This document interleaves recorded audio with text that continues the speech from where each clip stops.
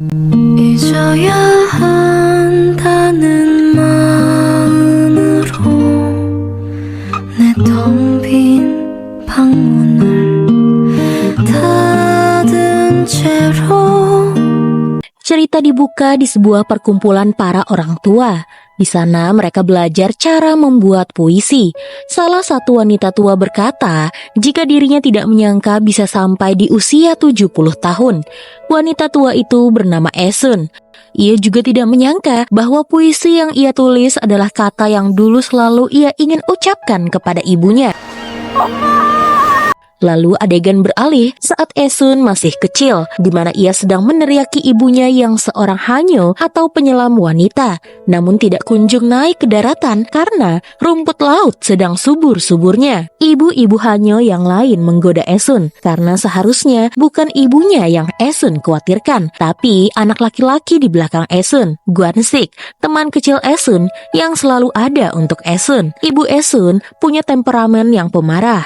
Rekan-rekan sesama penyelam sering menasehatinya untuk memberi sebagian apa yang mereka dapatkan kepada nenek Halim yang pernah mengajarkan mereka menjadi seorang penyelam. Tapi Ibu Esun menolak karena ia harus memberi makan suami dan juga anak-anaknya. Seorang penyelam bernama Kyongja merasa Ibu Esun tidak tahu terima kasih. Seharusnya suruh suami barunya itu alias ayah tiri Esun mencari nafkah dan memberi anak-anaknya makanan. Merasa kesal setelah diberi nasihat, Ibu Esun malah menendang keranjang milik Kyongja. 그러게 보고를 왜 건드려?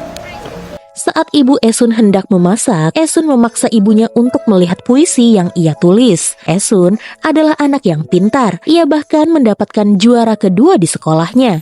Namun, ibunya menolak. Ia lalu mengusir Esun untuk pulang dan makan di rumah neneknya saja, atau pergi ke rumah keluarga paman atau adik mendiang ayah Esun. Esun menangis karena ibunya tidak mempedulikannya lagi, padahal ia ingin sekali tinggal dan makan bersama ibunya, ketimbang tinggal di keluarga ayahnya yang memperlakukannya seperti babu. Esun pun pergi sambil menangis. Menurut ayah tiri Esun, padahal Esun hanyalah anak kecil yang ingin bersama ibunya. Apa salahnya dia tinggal di sini bersama mereka? Lalu, Ibu Esun melihat puisi yang ditulis oleh putrinya. Ia pun menangis melihat betapa sayangnya Esun kepadanya. Ia pun langsung menjemput Esun di rumah keluarga mendiang suaminya dan memarahi ibu mertua serta adik mendiang suaminya itu karena sudah semena-mena kepada Esun. Bahkan saat Ibu Esun datang ke sana, Esun yang masih belum makan apapun malah disuruh cuci piring. Ibu Esun langsung menggandeng tangan anaknya dan menendang tumpukan cucian piring. Esun senang akhirnya ibunya tahu apa yang ingin ia utarakan lewat puisi tersebut, di mana puisi itu berbunyi ibunya terlalu lelah mencari kerang-kerang untuk memberinya makan. Kerang-kerang itu biasanya dihargai 100 won. Jadi, ia ingin sekali memberikan ibunya uang 100 won untuk membayar ibunya sehari saja agar bisa bersamanya. Maka dari itu, ibunya ingin Esun cepat dewasa dan bisa memberinya 100 won. Ia juga ingin melihat putri kesayangannya. Suatu hari, Esun pulang sekolah sambil menangis. Rupanya, karena saat di kelas, ia menang telak dan terpilih menjadi ketua kelas. Tapi, guru wali kelasnya malah menyuruhnya untuk menjadi wakil saja. Dan yang menjadi ketua kelas adalah putra seorang perwira yang terpandang. Ia protes kepada gurunya, tapi gurunya itu malah menyuruhnya untuk sadar diri. Intinya, Esun adalah anak orang miskin, sementara temannya adalah anak orang kaya. Hal tersebut membuat Ibu Esun tersinggung. Ia pun bekerja keras membajak kebun milik iparnya dan meminjam kalung mutiara agar bisa terlihat rapi dan tidak terkesan miskin di hadapan guru Esun tersebut. Ibu Esun memohon kepada wali kelas putrinya itu untuk menjaga Esun dengan baik. Ia bahkan memberikan kue beras dan kaos kaki serta sejumlah uang. Esun mengira ibunya sedang memarahi wali kelasnya itu agar tidak main-main lagi kepadanya. Setelah mendatangi guru wali kelas putrinya, Ibu Esun berkata jika Esun tidak miskin, ibunya lah yang miskin. Putrinya itu harus menjadi orang yang sukses agar tidak diremehkan orang lain. Esun pun berjanji saat dewasa nanti, ia akan membelikan ibunya kalung mutiara agar tidak meminjam lagi. 녀가 나 최고의 거는 잡아야지. Namun, setelah musim berganti, Ibu Esun malah sakit-sakitan karena terlalu sering menyelam. Dukun berkata, jika waktu ibunya Esun sudah tidak lama lagi. Esun pun menangis. Ia protes kepada laut mengapa harus ibunya yang menderita. Padahal, ibunya sudah bekerja keras mencari nafkah lewat laut. Tapi laut malah membuat ibunya itu akan pergi meninggalkannya. Saat itu, Gwansik datang dan membawa makanan. Ia tahu bahwa setiap habis menangis, Esun pasti kelaparan. Hanya Gwansik yang selalu berada di samping Esun. Ibu Esun pun pasrah dengan nasibnya. Malam itu, ia pun menghabiskan waktu bersama putrinya dan makan kerang bersama. Ia memberikan nasihat jika suatu hari nanti ia meninggal, Esun harus pergi dari sini. Karena di sini hidup Esun hanya akan menderita, sama seperti dirinya. Datanglah ke rumah pamannya dan biarkan dia menikahkan Esun. Ibunya takut Esun menikah tanpa figur seorang ayah. Esun menangis di hadapan ibunya. Ia tidak mau berjanji apapun kepada ibunya itu. Ibunya lalu memeluk Esun dan menidurkannya. Rupanya pada malam itu adalah malam terakhir ibunya bersama Esun. Ibu Esun pergi untuk selama-lamanya di usia yang masih muda, 29 tahun, meninggalkan 3 orang anak yang masih kecil. Esun bingung apa yang harus ia lakukan ke depannya, melihat ayah tirinya tidak bisa apa-apa. Sembari mengasuh adik-adiknya, ia dibantu Gwansik dan membuka ladang kubis untuk dijual demi kehidupannya. Uangnya ia percayakan kepada ayah tirinya. Esun ingin sekali melanjutkan sekolahnya, namun ayah tirinya selalu menunda-nundanya. Namun kali ini, Esun sudah tidak mau lagi menunggu. Anak seusianya sudah seharusnya memikirkan masuk kuliah. Ayah tirinya meminta Esun untuk menunda sebentar lagi. Ia berjanji akan membiayai biaya kuliah anak tirinya itu, dan kali ini ia berjanji atas nama ibu Esun dan kedua adik Esun. 남이 순봉이 걸고? 혜순이 공을 잊었다가 네 엄마한테 착살 맞아. Setelah mendapatkan janji dari ayah tirinya, Esun kembali fokus mencari nafkah dan berjualan kubis di pasar bersama Gwansik. Gwansiklah yang selalu membantu Esun berjualan, sementara Esun hanya duduk manis di depan jualannya. Sampai-sampai ibu-ibu Hanyo merasa kasihan dengan Gwansik. Jika menikah dengan Esun, hidupnya akan selamanya melayani Esun saja. Tapi menurut Esun, ia tidak pernah meminta Gwansik menolongnya, yang lantas disetujui oleh Gwansik sendiri. 나는 안 시켜요. 얘는 나 안 시켜. Tiba-tiba, neneknya Gwansik datang dan langsung menghambur semua kubis yang Esun jual. Ia tidak suka cucunya selalu berada di sekitaran Esun. Menurutnya, arwah ibu Esun yang sial itu selalu bergentayangan di dekat Esun. Dan biasanya, nasib seorang ibu menurun kepada anak perempuannya. Dengan lantang, Esun pun berteriak jika ia tidak akan menyukai Gwansik. Dan kemudian, ia pun pergi dari sana.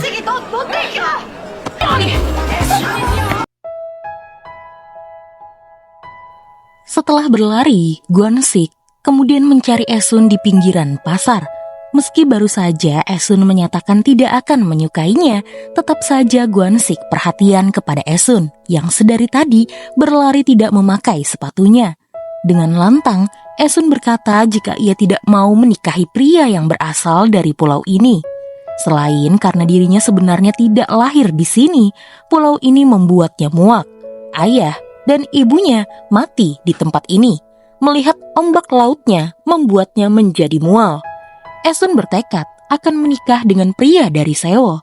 Gwansik lalu berkata, maka keluarkan tangan Esun dari sakunya dan masukkan ke dalam saku pria yang ada di Sewo. Ternyata sedari tadi, tangan Esun selalu bertengger di saku baju Gwansik, mencari kehangatan, dan Esun enggan melepaskannya. Mereka berdua lalu berjalan-jalan di tengah taman bunga kanola yang sedang merekah. Esun bertanya, mengapa selama ini Gwansik membantunya? Apa? Karena Gwansik iba kepadanya. Menurut Gwansik, jika ia iba, semua yang telah ia berikan kepada Esun akan ia berikan kepada pengemis. Jadi bukan itu alasan mengapa ia selalu peduli kepada Esun. Esun kesal karena Gwansik tidak paham juga. Padahal ia sudah memberikan kode keras agar Gwansik menyatakan cinta kepadanya. Saat itu, Gwansik langsung memasukkan tangannya ke dalam sakunya. Ia menggenggam tangan Esun. Ia pun langsung mencium Esun, yang membuat Esun begitu terkejut karena terkena hidungnya. Ini adalah ciuman pertamanya. Gwansik berucap ia ingin hidup bersama Esun. Lagi pula, menurutnya Esun adalah wanita yang egois. Setelah sekian lama tangannya selalu berada di sakunya, bisa-bisanya Esun malah ingin menikah dengan pria lain. Baru kali ini juga, Gwansik melihat Esun memakai pelembab di bibirnya, seolah menegaskan jika ia ingin mencari perhatian Gwansik.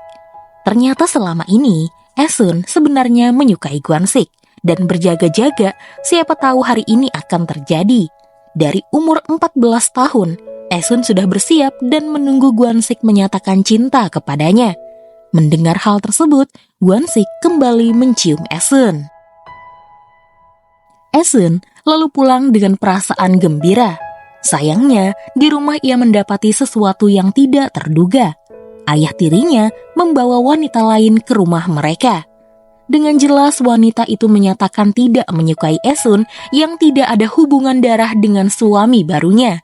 Ia tidak mau menjadi budak dan mengasuh Esun. Keesokan harinya, wanita bernama Min-ok ini menurunkan foto ibu Esun. Bahkan ayah tirinya dan adik-adiknya tidak berbuat apa-apa, seolah-olah menyetujuinya. Esun kemudian berniat untuk pergi dari rumah ibunya itu, asal ayah tirinya menepati janjinya, yaitu memberinya uang untuk kuliah. Ia sudah rela tidak sekolah demi mengasuh adik-adiknya yang adalah anak kandung ayah tirinya itu dan juga tanggung jawabnya. Ia juga menjual kubis demi kebutuhan sehari-hari. Sudah seharusnya ia meminta uangnya. Tapi ayah tirinya itu tidak menepati janji. Ia sama sekali tidak punya uang. Min-ok juga tidak setuju dan tidak memperbolehkan ayah tiri Esun itu memberikan uang sepeser pun kepada Esun. Terlebih, saat ini ia sedang hamil. Jelas sekali ayah tiri Esun itu menipu Esun. Esun pergi ke rumah pamannya berharap pamannya mau mengasuh dan menguliahkannya. Tapi apa mau dikata, pamannya malah menawarkannya bekerja di kota sebagai buruh dan hanya ini satu-satunya yang bisa Esun lakukan. Tanpa tahu malu, pamannya itu malah meminta Esun mengirim separuh gaji untuk keluarganya yang kini terlilit hutang. Menurutnya, hutang-hutang itu juga harus ditanggung oleh Esun. Sekarang, Esun tidak mau ditipu lagi. Ia akan melakukan apapun sesuai yang ia inginkan dan tidak lagi mengasuh adik-adiknya, juga tidak akan pernah membayar hutang keluarga pamannya. Tanpa tahu harus kemana, Esun lalu menangis di hadapan Gwansik. Sekarang, tidak ada lagi orang yang mau mengasuhnya. Tidak ada tempat hangat untuk dirinya tidur. Ia sudah tidak punya rumah lagi. Satu-satunya orang yang masih peduli kepadanya hanyalah Gwansik. Gwansik kemudian memeluk Esun. Mereka berdua berencana untuk meninggalkan pulau Jeju ini. Esun kemudian mencuri barang-barang milik Min-ok. Ia harus mengambil haknya kembali. Mereka berdua kemudian berlari menuju pelabuhan dan dengan berani melangkah untuk kehidupan yang lebih baik. Singkatnya, Esun dan Gwansik sudah naik kapal dan meninggalkan Jeju. Tapi, di sana kapten kapal itu curiga kepada mereka berdua, karena hanya mereka yang tidak mempunyai tanda pengenal. Apalagi jika dilihat-lihat, ternyata mereka berdua masih muda. Sepertinya, mereka adalah anak yang kabur dari rumah. Esun pun berkata dengan lantang, turunkan saja mereka berdua di lautan. Mereka tidak akan pernah terpisahkan, karena mereka adalah sepasang suami istri. 부부인데요, 우리? 타자 여보. Singkatnya, sampailah mereka di kota Busan. Di sana, mereka berniat menggadaikan emas yang Gwansik curi dari rumah neneknya. Sayangnya, semua barang yang dicuri Esun ternyata palsu. Tempat pegadaiannya menolak karena mereka tidak membawa tanda pengenal. Karena lelah, mereka pun menginap di sebuah motel. Untuk menipu pemilik motel tersebut, mereka berkata jika baru saja dompet mereka dicuri, sehingga mereka tidak membawa tanda pengenal. Tapi, Esun dan Gwansik meyakinkan pemilik motel itu jika mereka berdua adalah suami istri dan baru saja menikah. Beruntung sekali istri pemilik motel itu mau bermurah hati menerima mereka berdua. Selain kamar, Esun dan Gwansik juga diberi makanan minuman dan Esun dengan polosnya mengira semua ini benar-benar gratis. Ternyata di kota sama sekali tidak buruk. Istri pemilik motel itu menggoda mereka berdua karena tampaknya malam ini adalah malam pertama mereka. Dia menyemangati Gwansik untuk berusahalah sebaik mungkin. 욕 보이소. Pagi harinya, Gwansik yang baru saja kembali dari kamar mandi sadar bahwa tas-tas mereka sudah menghilang. Mereka berdua lalu protes dengan pemilik motel ini. Namun rupanya, suami istri pemilik motel itu berkata jika Esun dan Gwansik tidak membawa tas apapun. Makanya mereka kasihan. Esun pun menangis karena di dalam tas tersebut ada foto ibunya. Mereka yakin selain penipu, suami istri pemilik motel ini juga pencuri. Istri pemilik motel itu mengancam Esun dan Gwansik untuk mencari buktinya. Jika tidak, maka ia akan membawa Esun dan Gwansik ke kantor polisi. Esun dan Gwansik tidak bisa apa-apa kecuali membalas dendam. Saat malam hari, mereka menyelinap kembali masuk ke dalam penginapan dan di sana mereka harus mencuri hak mereka. Saat Gwansik berhasil mengambil kotak uang, Esun melihat jepitan rambut miliknya ada di kepala anak pemilik motel tersebut.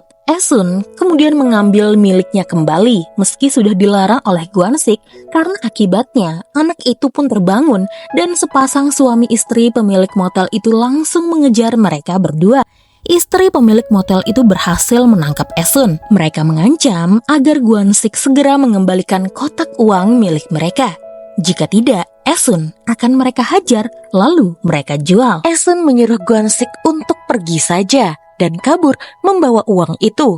Namun, Gwansik tidak bisa melihat wanita yang ia cintai disiksa seperti itu. Ia pun membentuk kuda-kuda. Ia bersiap menyerang kedua penipu tersebut. Mereka harus sadar siapa Gwansik dan juga Esun. 기밀이었다.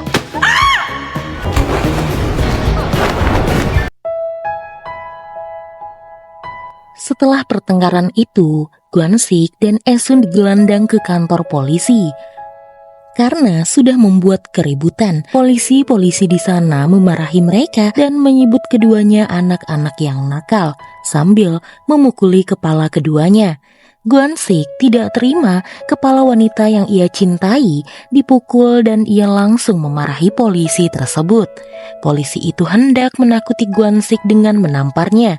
Di sana, Esun berteriak jika seorang polisi tidak boleh memperlakukan anak-anak di bawah umur. Justru mereka butuh perlindungan dari kepolisian. Mereka berdua menjadi sepasang kekasih yang menjadi tontonan menarik di kantor polisi. Sebenarnya, saat Gwansik dan Esun kabur dari Jeju, ibu Gwansik mencoba menyusul mereka berdua. Karena tidak tahu kemana anak-anak itu pergi, ia pun melaporkan kehilangan di kantor polisi Busan. Dan akhirnya, ibu Gwansik pun bertemu dengan putranya. Namun, bukan keadaan Gwansik yang ibunya pertanyakan, tapi di mana tas dan emas yang sudah Gwansik ambil.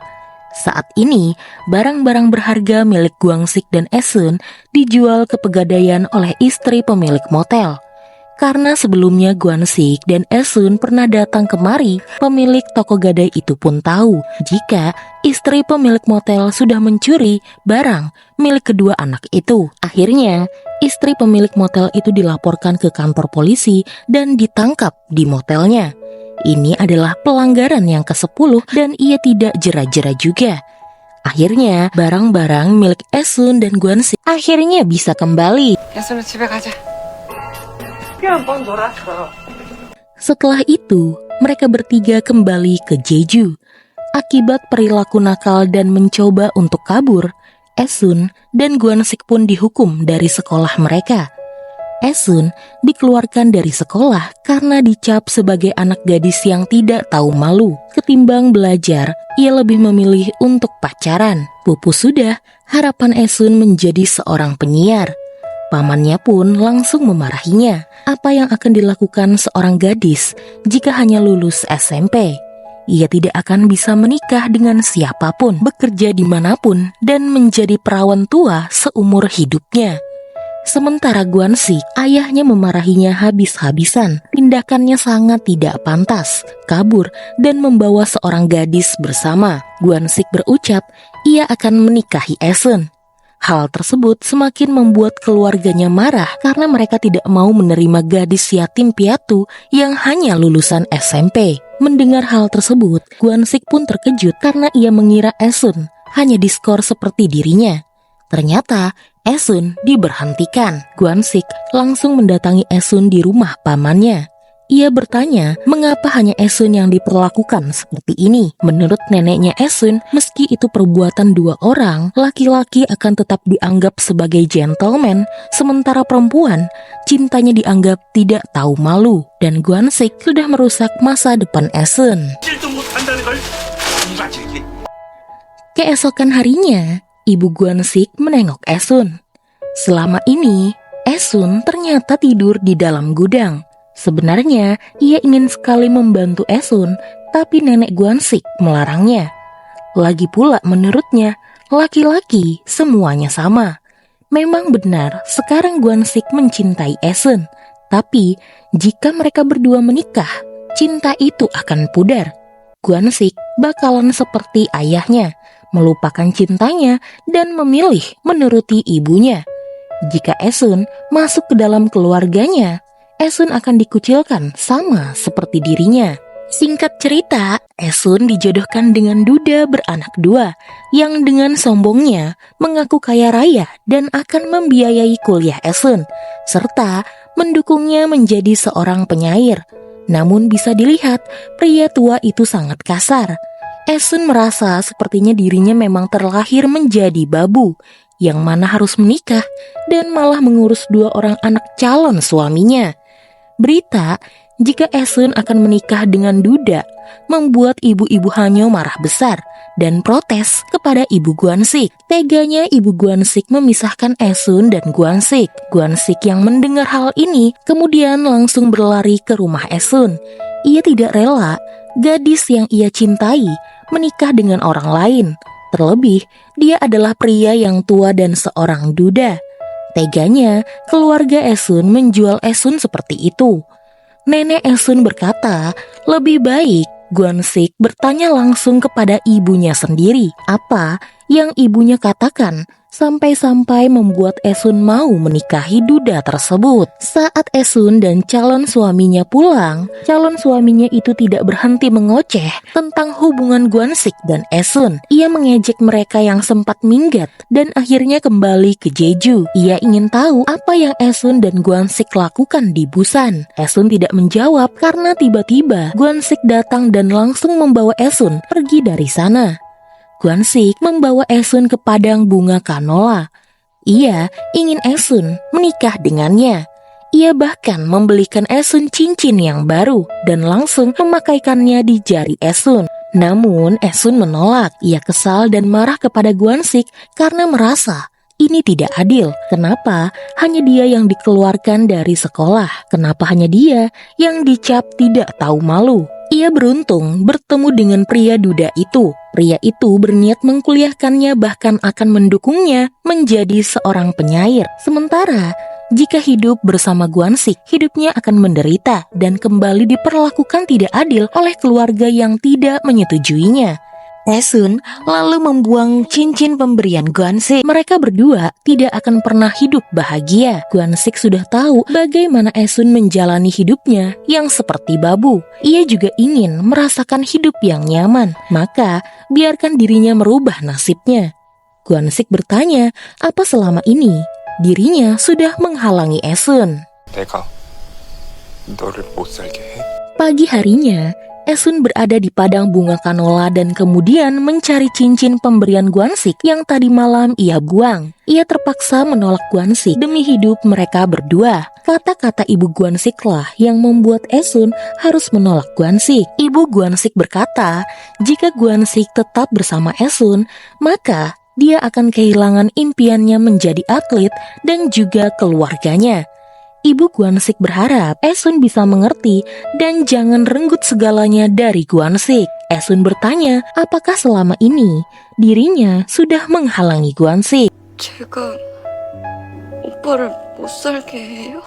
Hari itu, Gwansik akan pergi ke Seoul demi melanjutkan studinya sebagai seorang atlet. Akhirnya, nenek dan ibu Gwansik bisa lebih tenang. karena hari ini Esun juga akan menikah dan Gwansik jauh dari Esun. Saat memakai baju pengantinnya, Esun tampak murung. Calon suaminya berkata, seharusnya Esun bersyukur dirinya yang terhormat ini mau menerima Esun. Jadi, Esun harus sopan kepadanya. Esun juga menikah dengannya karena uangnya. Esun berucap, ia sama sekali tidak mau uang duda tersebut. Alasan ia menyetujui pernikahan ini karena ia tidak punya tujuan lagi. Esun kemudian bertanya, bisakah mereka tidak menikah? Ia ingin calon suaminya itu mempekerjakannya saja, menjadi pembantu atau mengasuh anak-anaknya saja. Tapi calon suami Esun itu menolak.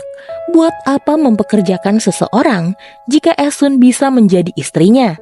Ia akan mendapatkan babu gratis seumur hidupnya. Lalu kemudian Esun mendengar klakson kapal menandakan kapal yang dinaiki Gwansik akan segera berangkat.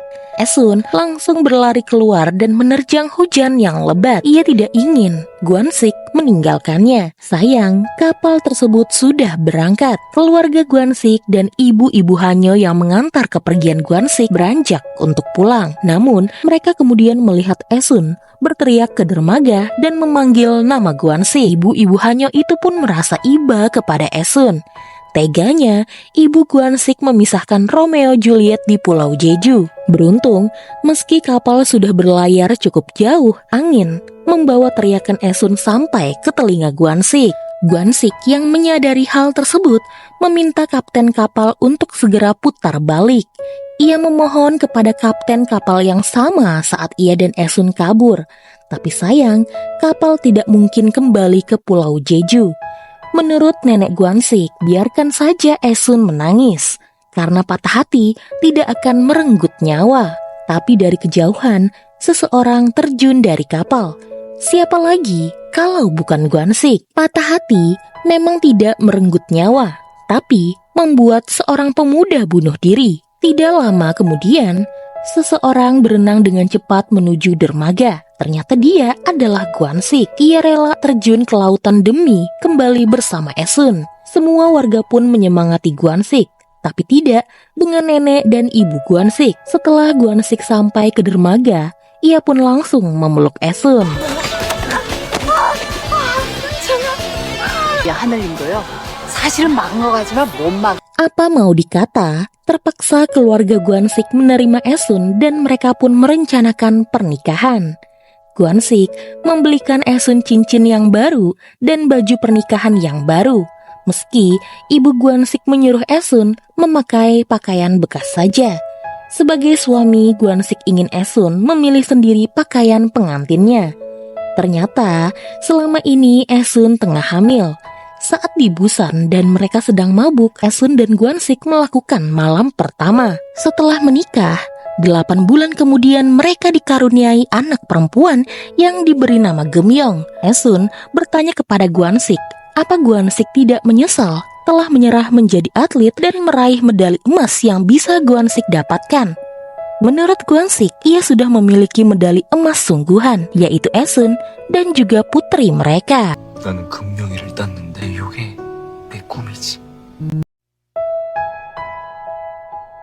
Setelah menjadi istri Gwansik, hidup Esun benar-benar tidak tenang.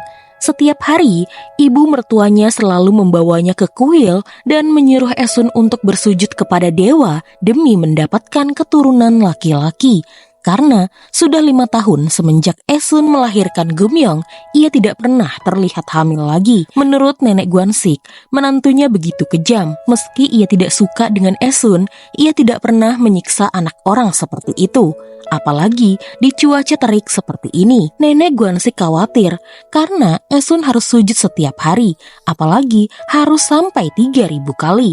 Ia tidak akan bisa mengerjakan pekerjaan rumah tangga karena kelelahan, dan tindakan mereka bisa diketahui oleh Gwansik. Ibu Gwansik pun menyuruh Esun untuk melaporkan apa yang ia lakukan kepada menantunya itu, dan lihat siapa yang akan dibela oleh Gwansik. Sejatinya, pria yang sudah menikah tetap akan mendukung ibunya sendiri, walau bagaimanapun ia mencintai istrinya. Selama mendapatkan penyiksaan seperti ini, Esun memang tidak pernah memberitahukan Gwansik. Suaminya saja sudah cukup lelah bekerja, dan ia selalu melihat suaminya itu mengerang kesakitan setiap malam. Mana berani Esun menambah penderitaan suaminya.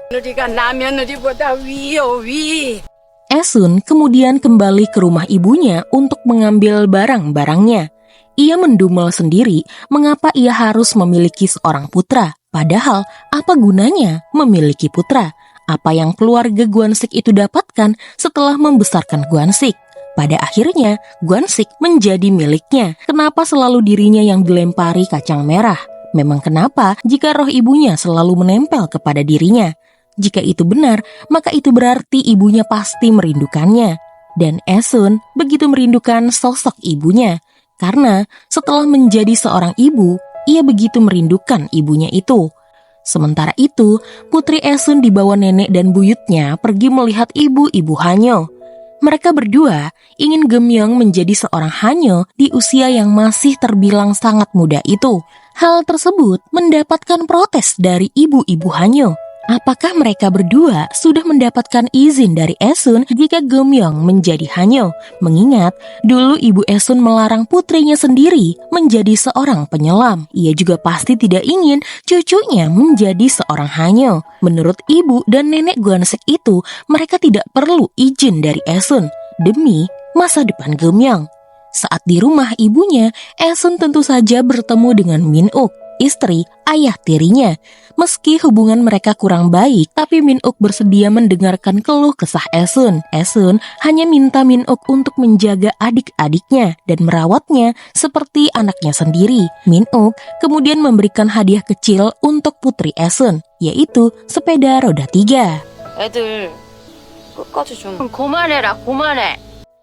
Sementara itu di rumah, ibu Gwansik marah-marah karena ternyata Esun pergi membawa jagung. Ia kesal karena setiap pergi ke sana, Esun selalu membawa sesuatu dari rumah mereka.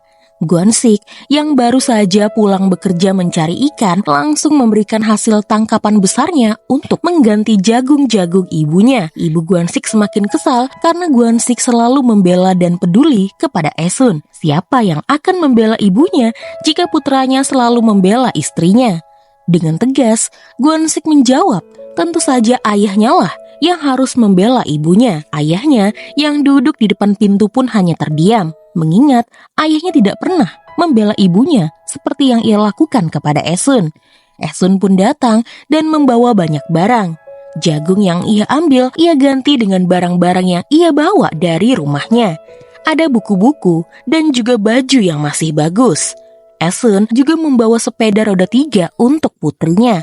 Tapi nenek Gwansik menyuruh Esun membuang sepeda itu karena anak perempuan tidak boleh mengendarainya. Esun hanya tersenyum pahit. Ia lalu bertanya apa yang anaknya lakukan hari ini.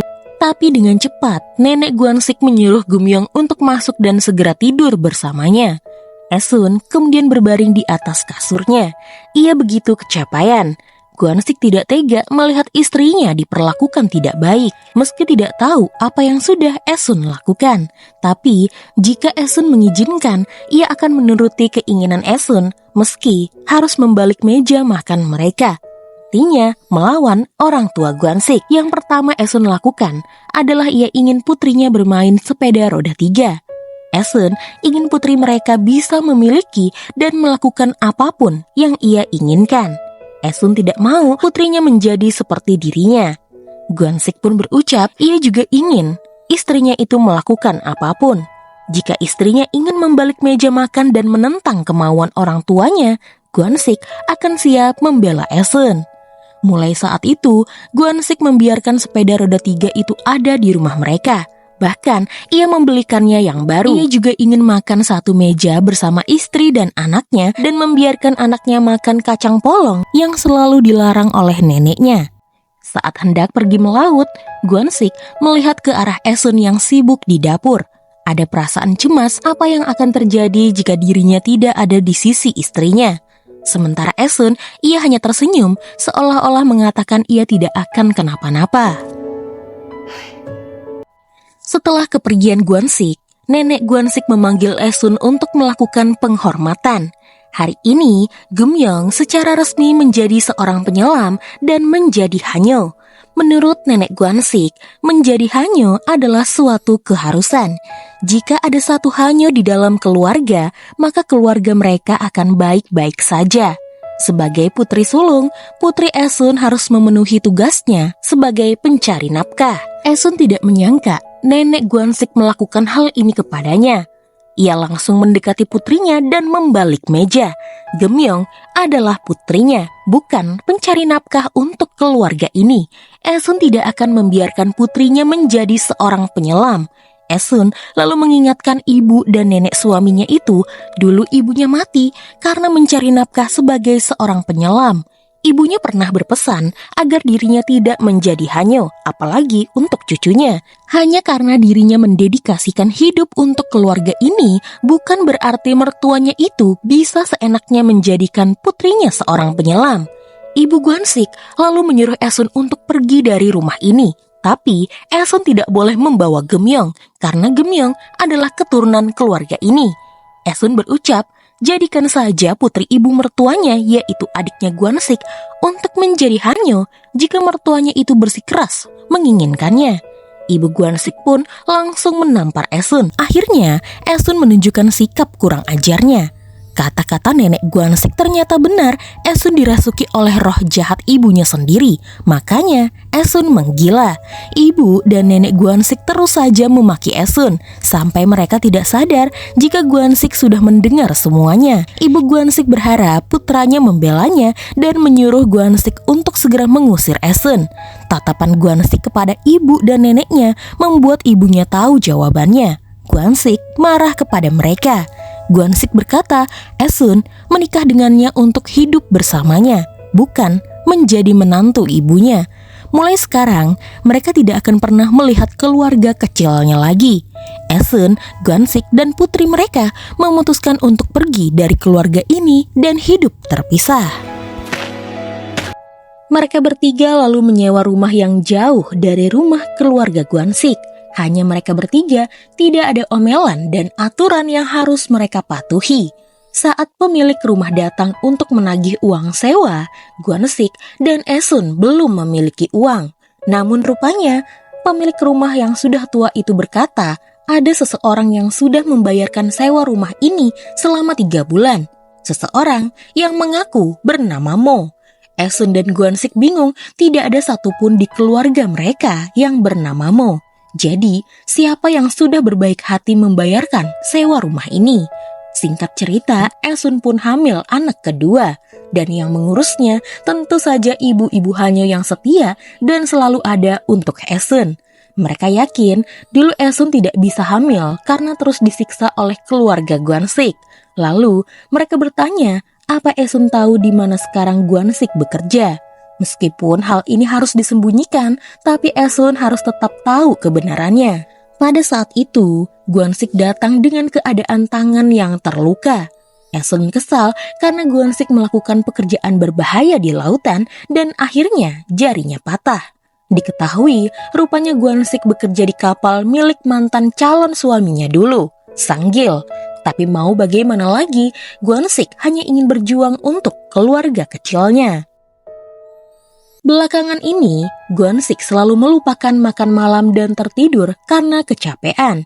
Ia bahkan tidur dengan baju lengan panjang dan tidurnya tidak nyaman. Esun kemudian melihat koyo di belakang tubuh suaminya. Ia mencoba mengecek apa yang selama ini ditutupi oleh Gwansik. Rupanya banyak luka menganga di tubuh Gwansik. Esun mencoba menghentikan suaminya, tapi itu tidak mungkin karena mereka harus ada pemasukan. Esun hanya mencoba menyemangati Gwansik dan berharap keluarganya baik-baik saja. Keesokan harinya, Esun datang ke rumah Sanggil. Ia berharap istri Sanggil bisa memberitahukan suaminya itu untuk lebih baik kepada Gwansik. Istri Sanggil, Yongran, sebenarnya juga tidak bisa apa-apa. Ia saja dipukuli oleh Sanggil, terlihat dari bekas luka di bibirnya. Yongran menceritakan pada malam itu suaminya sedikit serakah, hingga tidak mau memutar balikan kapal. Ia sudah menegur suaminya agar memperlakukan bawahannya dengan baik. Mendengar hal itu, Esun merasa sedih, membayangkan suaminya menahan sakit semalaman. Meski Yongran sudah menegur suaminya, tetap saja suaminya sudah bersalah. Esun kemudian pergi dari sana. Sementara di kapal, saat waktu pulang, Sanggil menahan Gwansik. Ia tidak memperbolehkan Gwansik pulang cepat. Ia tahu sebenarnya Gwansik pulang karena istrinya yang seharusnya menjadi istrinya menunggu Gwansik. Tapi Gwansik tidak peduli, ia tetap harus pulang. Sanggil berkata apa hebatnya istri Gwansik itu sampai-sampai Gwansik tergila-gila kepada Esun. Gwansik menjawab dirinya sangat mencintai istrinya, makanya ia harus pulang jika sudah waktunya pulang. Apakah Sanggil tidak ada yang menunggunya di rumah? Apakah bosnya itu kesepian di rumahnya sendiri? Sanggil langsung memukul kaki Gwansik. Kenyataannya memang benar, hubungannya dengan istrinya tidak seharmonis hubungan Gwansik dan Esun. Lalu kemudian dari kejauhan suara Esun menggema dan meneriaki Sanggil si bajingan. Ia berlari meski tahu sedang hamil besar. Ia harus menyelamatkan suaminya itu. Esun berkata kepada mantan calon suaminya itu jika Gwansik, suaminya, tidak akan bekerja dengannya lagi. Esun juga menendang kaki Sanggil. Menurutnya, Sanggil adalah si bajingan yang dihajar dulu baru merasa jera. 네가 까고 왜 네가 울어? 잊어야 한다는